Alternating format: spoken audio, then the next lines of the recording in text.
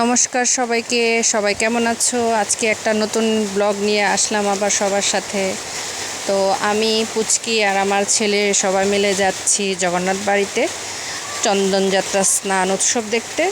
বেলা তখন 4টা সাড়ে 4টা হবে। তো টমটম থেকে নেমে ওই জায়গাটা হাঁটাহাঁটি করেই যাচ্ছি মন্দিরের জায়গাটা। তো মন্দিরে গিয়ে ওরা খুব খুশি, অনেক দিন পরে মন্দিরে গেলাম, বেশ ভালোই লাগছিল। তো মন্দিরের পাশে পার্কের কাছে যে পুকুরটা আছে ওর মধ্যে সবাই স্নান করছিল, মানে সুইমিং এরিয়া হচ্ছিল। তো পার্কের মধ্যে একটা মিনি পেলো, কিটির সাথে ওরা খেলছিল বাচ্চারা। তারপরে ব্যাক টু মন্দিরে এসে দেখি চন্দনযাত্রার গান উৎসব হচ্ছে, কীর্তন চলছে খুব সুন্দর। তো কীর্তনের এখানে গিয়ে একটু বসে ঠাকুর দর্শন করলাম, ঠাকুরকে প্রণাম করে আবার কৃষ্ণ মন্দিরের দিকে গেলাম, যেখানে স্নানযাত্রা নৌকা বিহার হয়। নৌকা বিহারের এখানে গিয়ে আমরাই প্রথম গিয়েছি।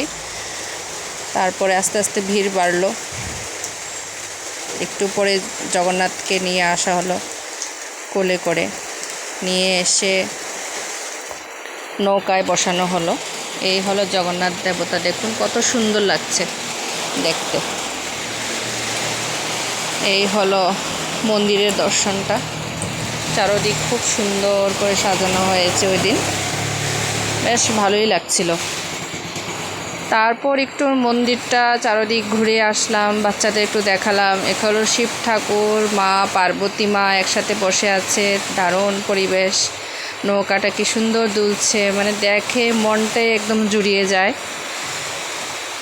তারপর অপেক্ষা শেষ হলো, আমাদের জগন্নাথ বাবা আসলো, এসে নৌকা বিহার করতে চলে গেলেন।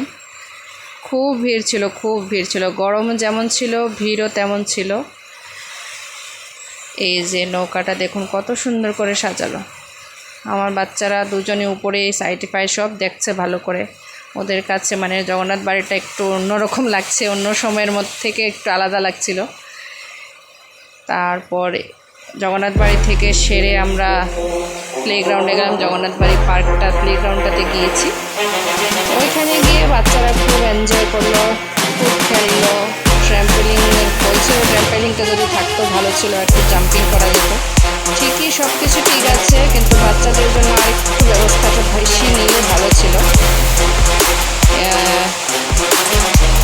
মোটামুটি 2-3 ঘন্টার মতো আমরা ওইখানে সময় কাটিয়েছি। তারপর ওইখান থেকে শপিং মলে গেলাম। শপিং মলে গিয়ে একটু ঘোরাঘুরি করলাম, তেমন কিছু কেনাকাটা করিনি, জাস্ট দেখে এসেছি কীরকম কী রেঞ্জে আছে সব কিছু। এই কুর্তিগুলো আমার খুব পছন্দ হয়েছে, আমি পরে ভাবছি নেবো। এসে খুব কমফোর্টেবল অ্যান্ড রিজনেবল প্রাইসে আছে।